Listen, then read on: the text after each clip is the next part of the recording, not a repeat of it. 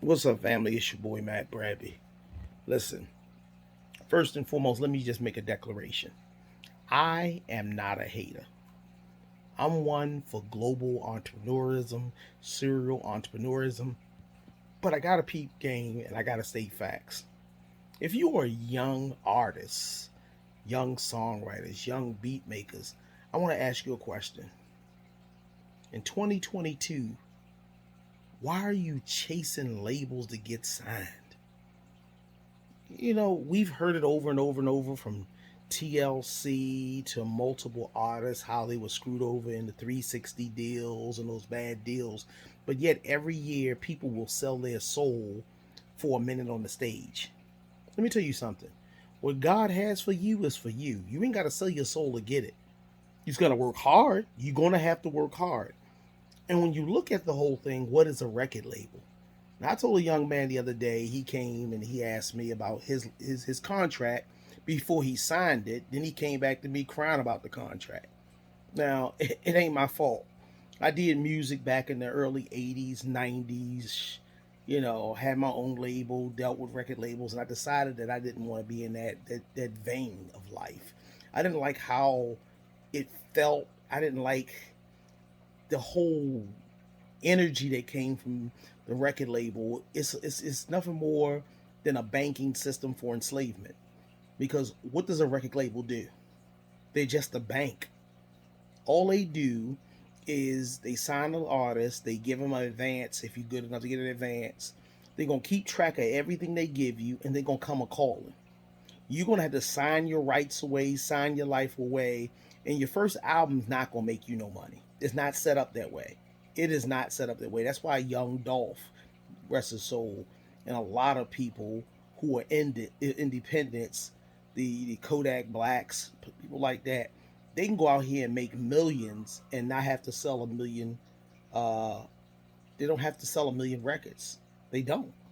All they got to do is stay local. You can stay regional and make $1 million.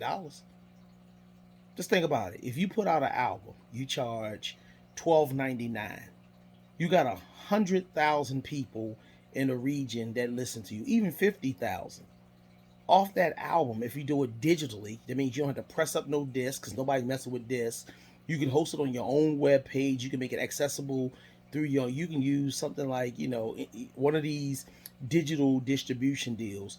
You can sell your own record and put in at least and get $10 per album sold. 10 times 100,000 fans, 10 times uh, 50,000 fans. That's your bank. You can make that money and not owe nobody nothing. We're in the digital age. Why don't I have to chase the record label? Let me tell you why. Because people want the clout. They don't want to work for it. Now, I'm going to tell you another downside. If you sign with a record label who has no pull, and I know there are thousands of record labels here who have no pull, and you're gullible. You were screwed over once by a record label, but now you want to sign with another one. You go out here and get signed by that label. They have no pull. They have no payola. They have no relationship with the local or regional DJs. Your music don't get played. You, as the artist, gonna come back and say, "Hey, man, my album been out for 12 months. I ain't make no money." They're gonna be like, "Well, it's something you did. That's the game. It's something you did. So therefore, that's why you're not making money." Nah, it's the business. Why would you sign with a record label when you have a following? If you are smart in the season of influencers, a smart artist would partner with a couple of influencers. Partner with them. Pay them if you have to. I would pay. Personally, I would pay an influencer to put me on blast. And if they are in person, like say you get one of these real popular influencers with 2, 3, 4, 5 million followers, you get a couple of those people, you hit them off a little bit of money, they promote your stuff, they promote your show, you invite them out to an album release, an exclusive album release, of maybe 50 to 100 people, all influencers, and then you debuting your stuff and they posted it, and people go and download your music, go buy your album digitally, you're going to make a lot more money and don't have to sell your soul. But a lot of us don't want to work hard. We want to sign that deal and sit back and hope the record label breaks us. But guess what? Think about that record label. Think about how many artists on that label. The most important artists are the ones who are profitable, who are consistent. They're going to put their maximum dollar behind. And they can shelf. And you can't go nowhere. And then I hear a lot of artists, well, I'm going to get my lawyer. If you had money like that, you wouldn't have signed the deal. So you're going to hire a local lawyer to go up against a multi-billion, trillion-dollar corporation. What are you going to get? They're going to pull out your contract, say he signed this of his own free will of accord, not in duress, and you get nothing. You're locked into the deal. They're going to ask you, did you read it? Even if you say, no, I didn't read it. Did you sign it? Yeah, but I didn't know. Not knowing is not a reason to get out of a contract, because you should know. Because you're the artist, you're the expert. You know, my biggest thing is I'm asking young artists, why are you chasing a record deal? Some of y'all just like the clout. You get to hang out in the clubs with them. They introduce you to people. But introducing you to people who are not putting you up or who are not valued. You know, I used to know record labels that would take you out, introduce you to people. You see the platinum plaques on the wall. You see all that stuff. But what is that doing for you? I don't want to meet nobody who we can't gainfully partner with to get my stuff popping. I'm not going to waste my energy, my rhymes, my music, my beats, my raps, my lyrics. I'm not wasting that and partnering with somebody who can't do nothing for themselves. They work at a 9 to 5, you work at a 9 to 5, and they hope you make it because you're going to be their meal ticket. Come on, y'all. It's like common sense. If that person ain't break nobody, if they don't have platinum plaques consistently on their wall, why are you signing to a piece of paper? And a lot of people say, well, hey, you know, in my area, oh yeah, you know, I was with Mario, and I did Drew Hill, or I did Joe, whatever. What have you done lately? My thing is sit down. I want to see facts. I want to see stats. I want to see financials. I'm gonna have my contract. I'm gonna take the money. I'm gonna take money to have go to a real attorney, not a criminal attorney. I'm gonna go to a business attorney specializing in music to read that contract over and advise me. But some of y'all are so hot for the clout chasing and trying to get on. You still, even after going through all that, you still sign those bogus contracts. And then a year later, you crying the blues because you still where you are. Man creates their own conditions. You can't blame nobody for the contract you sign. You can't blame nobody for anything that you allow another person to do to you willingly. You chase them down. You sign their paperwork. There was no negotiation. There was no counter clause. When you signed it, you didn't sign it in the presence of attorney to make sure that's the same deal that you got originally. You don't negotiate royalties. You don't negotiate your concert venues. You don't negotiate marketing. You don't negotiate your network. You haven't trademarked your name. You haven't licensed your material. Before I let a record label hear my album, I'm going to go out there and get a copyright in my name because they will steal it. This is the business side. I like to sit down and talk business. Am I the best at music? No, but I've sat down with enough people who are lawyers, who are professionals. I sat in a room with men who laughed and said, this year, we're going to make over $100 million off of bird brains. That's what they said. Because these kids are so pumped. All you got to do is get an A&R or a producer, travel around a little bit, show them the lights, take them to exclusive VIP. They sit down and pop bottles, and they'll sign their life away. And then, 3 or 4 years later, they shelf because their music was garbage, or it didn't meet the executive's approval, and they don't have to pay you nothing. A lot of artists are signing without any advances. You just sign into I'm going to sign because they're going to help me out. They're not there to help you out. They're there to make money off you. They're going to put the bit in your mouth and be like, yeah, go on, horse. That's what they're there for. And so many people have told you, but you still won't listen. If you sold 100 songs at $10 a piece on your own, how much money you'll have? Probably a lot more than you'll have signing with these record labels running around here grabbing you. I'm just being honest. You're going to have a lot more money putting it out yourself and making money. So this is it. Now here, as I conclude, I given you the negative. I've even chewed you out for what you do. I'm gonna give you some bonus. I'm gonna give you some power pellets, some points. I will give you some sauce. First and foremost, build your fan base up. Build your fan base up. You don't need a record label to do that. You have digital media. I wish it was out when I was a kid. I'd be a trillionaire probably. Build your fan base. Your IG account, build that up. Your Facebook account, build that up. Twitter account, build it up. But IG will make you a multimillionaire. And the greatest venue you have is your YouTube. Folks that look at YouTube, that is a $1 trillion business. If you chronicle what you do on YouTube, that same video that you record, that same live video you want, put it on your YouTube channel. Put it on you. Even if you do it live on Instagram, there are programs and apps that you can go on. You can download that video from IG and post it on your YouTube. If you just walk around every day, talk about, I just ate cornflakes, people will start following that. I'm beefing with my baby mama. You can make up stories to build clout. That's what they do. That's what entertainment is, to entertain. You can make up stories, have fake beefs, all kinds of stuff to build up your brand. You ain't had to go out here and kill nobody.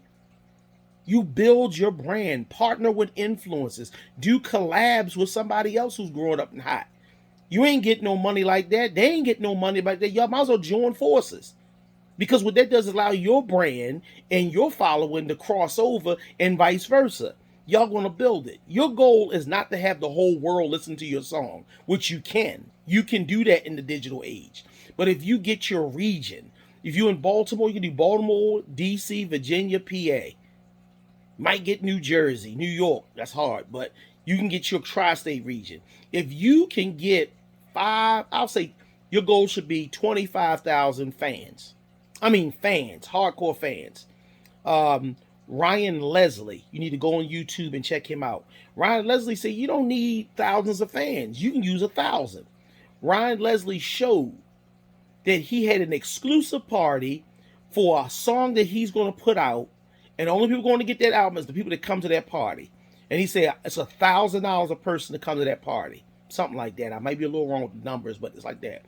So he sold tickets, had 1,000 people show up. They paid $1,000 to get in. So how much money did he make? Then he sold the album at the party for like $100, $100 to $200, $300, something like that. So they paid 1,000, paid $100 for an exclusive album. How much money did he make? Did he need distribution? Did he have to press it up? Did he have to put anything in anybody's hand? No, it was digital.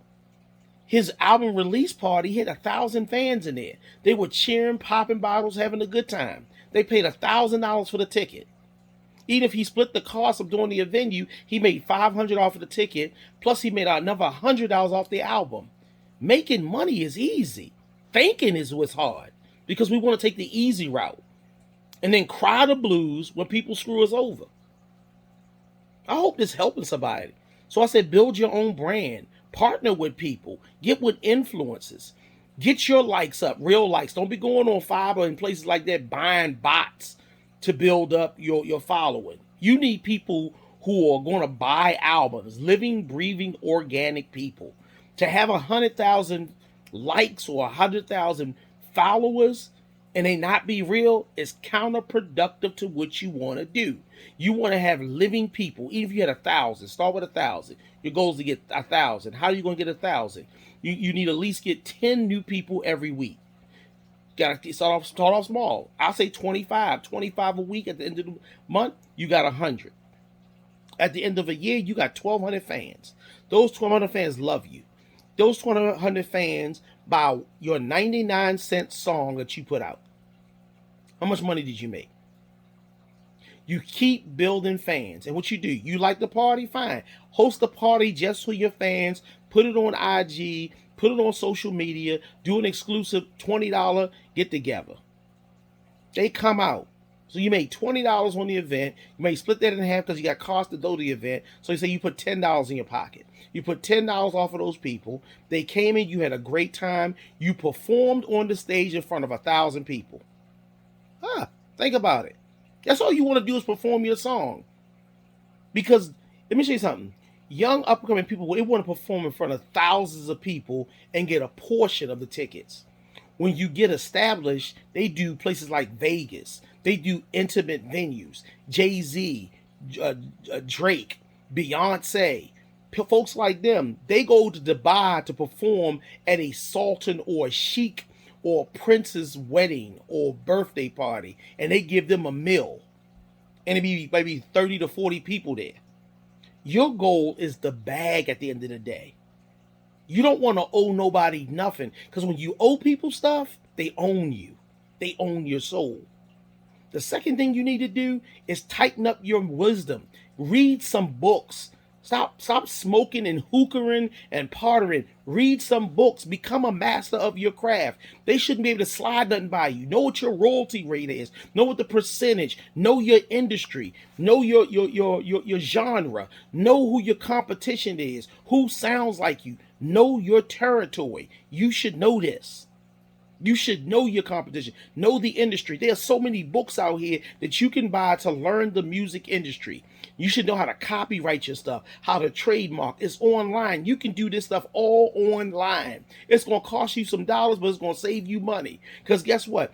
Even if you didn't break yet, you may have put out 8 or 9 albums, and in your little crew, your 5 to 1,000 member people have bought all of your albums, all of your mix CDs. That's money in your pocket. That's revenue coming in off of the works of your works. Say within the next 5 years you break big. You still have a catalog of music that your fans bought. And if one person to buy your album, 10 more out there, 100 more out there are going to like your work. And if you consistently selling albums, the problem is a lot of people haven't heard it. So when you break, don't hate on what you did before. Re-release it. Don't allow your new contract to include your catalog. That's separate. Sell that separate. So if you sign me, I'm worth, say for instance, 30 million advance up front. Know how many albums they're going to ask you. Okay, I'm doing a 5-album deal. I'm going to do it for you. I'm going to get 30 million up front. Blah, blah, blah, blah. This is a signing bonus, not an advance. There's a difference. Know the jargon. I'm getting a bonus, not a signing. And guess what? If not, don't worry about it. Know what they're going to do as far as your marketing and your distribution. That should be in writing before you sign. It may be an addendum or an attachment, but make sure that's part of it.